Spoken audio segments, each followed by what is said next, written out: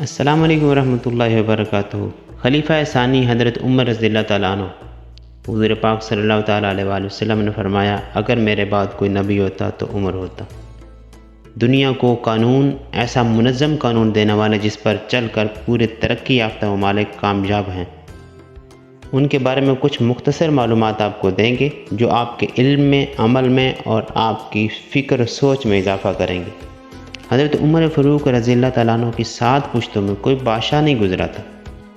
آپ بھیڑ بکریاں اور اونٹ چراتے ہوئے بڑے ہوئے تھے، اور آپ نے تلوار بازی اور تیر بازی بھی کسی اکیڈمی سے نہیں سیکھی۔ سکندر اعظم نے ایک منظم آرمی کے ساتھ 10 برسوں میں 17 لاکھ مربع میل کا علاقہ فتح کیا، جبکہ حضرت عمر فاروق رضی اللہ تعالیٰ عنہ نے 24 لاکھ مربع میل کا علاقہ فتح کیا، اور اس میں روم اور ایران کی 2 سپر پاور بھی شامل تھیں۔ آج کی سیٹلائٹ، میزائل اور آبدوز کے دور میں بھی دنیا کے کسی حکمران کے پاس اتنی بڑی سلطنت نہیں جو حضرت عمر فاروق رضی اللہ تعالیٰ عنہ نے صرف گھوڑوں کی پیٹھ پر فتح کرائی، بلکہ اس کا انتظام و انصرام بھی چلایا تھا۔ سکندر اعظم نے فتوحات کے دوران اپنے بے شمار جرنیل قتل کروائے۔ بے شمار جرنیلوں اور نوجوانوں نے اس کا ساتھ چھوڑا، اس کے خلاف بغاوتیں بھی ہوئیں، اور ہندوستان میں اس کی فوج نے آگے بڑھنے سے انکار بھی کر دیا، لیکن حضرت عمر فاروق رضی اللہ تعالیٰ عنہ کے کسی ساتھی کو ان کے حکم سے سرتابی کی جرت نہ ہوئی۔ وہ ایسے کمانڈر تھے کہ آپ نے عین میدان کی جنگ میں عالم اسلام کے سب سے بڑے سپہ سالار حضرت خالد بن ولید رضی اللہ تعالیٰ عنہ کو مذلول کر دیا، اور کسی کو یہ حکم ٹالنے کی جرت نہ ہوئی۔ آپ نے حضرت سعد بن ابی وقاص رضی اللہ تعالیٰ عنہ کو کوفے کی گورنری سے ہٹا دیا۔ آپ نے حضرت حارث بن کعب رضی اللہ تعالیٰ عنہ سے گورنری واپس لے لی۔ آپ نے حضرت عمر بن العاص رضی اللہ تعالیٰ عنہ کا مال ضبط کر لیا۔ آپ نے حمص کے گورنر کو واپس بلا کر اونٹ چرانے پر لگا دیا، لیکن کسی کو حکم عدولی کے لیے جرت نہ ہوئی۔ سکندر اعظم نے 17 لاکھ مربع میل کا علاقہ فتح کیا، لیکن دنیا کو کوئی نظام، کوئی سسٹم نہ دے سکا، جبکہ حضرت عمر فاروق رضی اللہ تعالیٰ عنہ نے دنیا کو ایسے سسٹم دیے جو آج تک پوری دنیا میں رائج ہیں، اور انہی پر لوگوں کے قانون چل رہے ہیں، جن میں سنہ ہجری کا اجرا کیا، جیل کا تصور دیا، مؤذنوں کی تنخواہیں مقرر کی، مسجدوں میں روشنی کا بندوبست کرایا، پولیس کا محکمہ بنایا، ایک مکمل عدالتی نظام کی بنیاد رکھی، آپ پاشی کا نظام قائم کیا، فوجی چھاونیاں بنائیں اور فوج کا باقاعدہ محکمہ قائم کیا۔ آپ نے دنیا میں پہلی بار دودھ پیتے بچے، مزدوروں، بیواؤں اور بے سہاروں کے وظائف مقرر کیے۔ آپ نے دنیا میں پہلی بار حکمرانوں، سرکاری عہدیداروں اور والیوں کے اثاثے ڈکلیئر کرنے کا تصور کیا۔ آپ نے ناانصافی کرنے والے ججوں کو سزا دینے کا سلسلہ بھی شروع کیا۔ آپ نے دنیا میں پہلی بار حکمران کلاس کی اکاؤنٹیبلٹی شروع کی۔ آپ راتوں کو تجارتی قافلے کی چوکیداری کرتے تھے۔ آپ فرمایا کرتے تھے، جو حکمران عدل کرتے ہیں وہ راتوں کو بے خوف سوتے ہیں۔ آپ کا فرمان تھا، قوم کا سردار قوم کا سچا خادم ہوتا ہے۔ آپ کی مہر پر لکھا تھا، عمر نصیحت کے لیے موت ہی کافی ہے۔ آپ کے دسترخوان پر کبھی 2 سالن نہیں رکھے گئے۔ آپ زمین پر سر کے نیچے اینٹ رکھ کر سو جاتے تھے۔ آپ سفر کے دوران جہاں نیند آ جاتی تھی، کسی درخت پر چادر تان کر سایہ کرتے اور سو جاتے، اور رات کو ننگی زمین پر درات ہو جاتے تھے۔ آپ کے کرتے پر 14 پیبند تھے، اور ان پیبندوں میں ایک سرخ چمڑے کا پیبند بھی تھا۔ آپ موٹا کھردرا کپڑا پہنتے تھے۔ آپ کو نرم اور باریک کپڑے سے نفرت تھی۔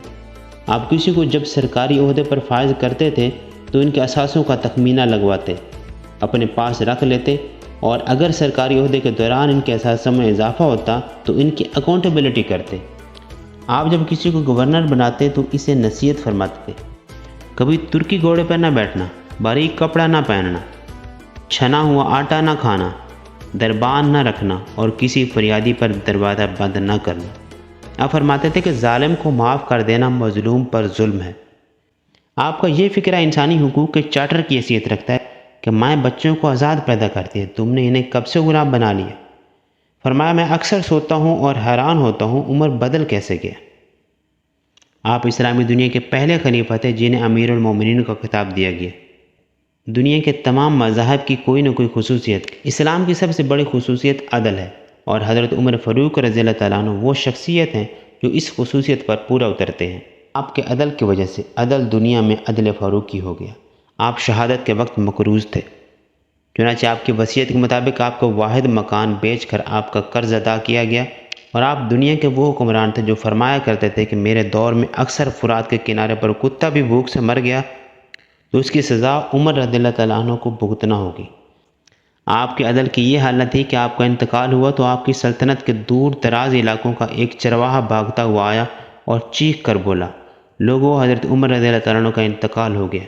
لوگوں نے حیرت سے پوچھا کہ تم سے مدینہ 1000 میل دور ہے، تمہیں کس نے اس حادثے کے بارے میں اطلاع دی؟ چرواہا بولا، جب تک عمر رضی اللہ تعالیٰ عنہ زندہ تھے میری بھیڑیں جنگل میں بے خوف پھرتی تھی اور کوئی درندہ ان کی طرف آنکھ اٹھا کر بھی نہیں دیکھتا تھا، لیکن آج پہلی بار ایک بھیڑیا میری بھیڑ کا بچہ اٹھا کر چلا گیا۔ میں نے بھیڑیے کی جرت سے جان لیا کہ آج دنیا میں عمر فاروق رضی اللہ تعالیٰ عنہ موجود نہیں رہے۔ میں دنیا بھر کے مورخین کو یہ دعوت دیتا ہوں کہ وہ سکندر کو حضرت عمر رضی اللہ تعالیٰ عنہ کے سامنے رکھ کر دیکھیں۔ انہیں سکندر حضرت عمر فاروق رضی اللہ تعالیٰ عنہ کے حضور پہاڑ کے سامنے کنکر دکھائی دے گا، کیونکہ سکندر کی بنائی گئی سلطنت ان کی وفات کے 5 سال بعد ختم ہو گئی تھی، جبکہ حضرت عمر فاروق رضی اللہ تعالیٰ عنہ نے اپنے دور میں جس خطے میں اسلام کا جھنڈا بجوایا وہاں سے آج بھی اللہ اکبر کی صدائیں آتی ہیں، وہاں آج بھی لوگ اللہ کے سامنے سجدہ کرتے ہیں۔ دنیا میں سکندر کا نام صرف کتابوں میں سمٹ کر رہ گیا، جبکہ حضرت عمر فاروق رضی اللہ تعالیٰ عنہ کے بنائے گئے نظام دنیا کے 245 ممالک میں آج بھی کسی نہ کسی شکل میں موجود ہے۔ آج بھی جب کسی ڈاک خانے سے کوئی خط نکلتا ہے، پولیس کا کوئی سپاہی وردی پہنتا ہے، کوئی فوجی جوان 6 ماہ میں چھٹی پر جاتا ہے، یا پھر حکومت کسی بچے، معذور، بیوہ یا بے آسرا شخص کو وظیفہ دیتی ہے، تو وہ معاشرہ، وہ سوسائٹی بے اختیار حضرت عمر فاروق رضی اللہ تعالیٰ عنہ کی عظمت کو تسلیم کرتے ہیں اور انہیں تاریخ کا سب سے بڑا سکندر اعظم مانتے ہیں، ماں سوائے ان مسلمانوں کے جو آج احساس کمتری کے شدید احساس میں کلمہ تک پڑھنے سے پہلے دائیں بائیں دیکھتے ہیں۔ لاہور کے مسلمانوں نے ایک بار انگریز سرکار کو دھمکی دی تھی، اگر ہم گھروں سے نکل پڑے تو تمہیں چنگیز خان یاد آ جائے گا۔ اس پر جواہر لال نہرو نے مسکرا کر کہا تھا، افسوس آج چنگیز خان کی دھمکی دینے والے مسلمان یہ بھول گئے ان کی تاریخ میں ایک حضرت عمر فاروق رضی اللہ تعالیٰ عنہ بھی تھا، جن کے بارے میں مشرکین اعتراف کرتے ہیں کہ اسلام میں اگر ایک عمر اور ہوتا تو آج دنیا میں صرف اسلام ہی دین ہوتا۔ ہم آج بھی یہ بھولے ہوئے ہیں کہ ہم میں ایک حضرت عمر فاروق رضی اللہ تعالیٰ عنہ بھی تھے، جن کے بارے میں نبی کریم صلی اللہ تعالیٰ علیہ وآلہ وسلم نے فرمایا، میرے بعد اگر کوئی نبی ہوتا تو وہ عمر بن خطاب ہوتے۔